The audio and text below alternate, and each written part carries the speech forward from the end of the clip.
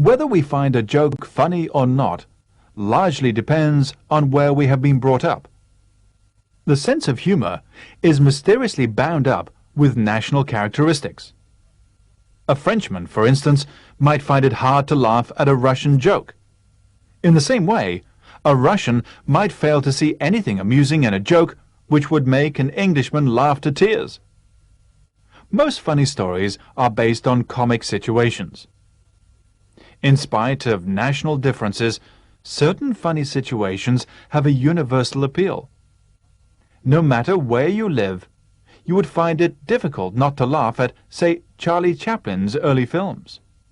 However, a new type of humor, which stems largely from the US, has recently come into fashion.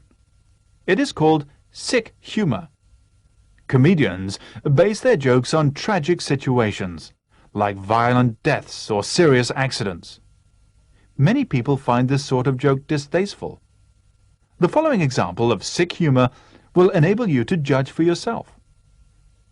A man who had broken his right leg was taken to hospital a few weeks before Christmas.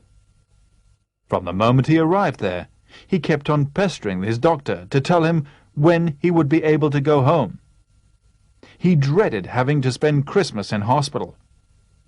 Though the doctor did his best, the patient's recovery was slow. On Christmas Day, the man still had his right leg in plaster. He spent a miserable day in bed, thinking of all the fun he was missing.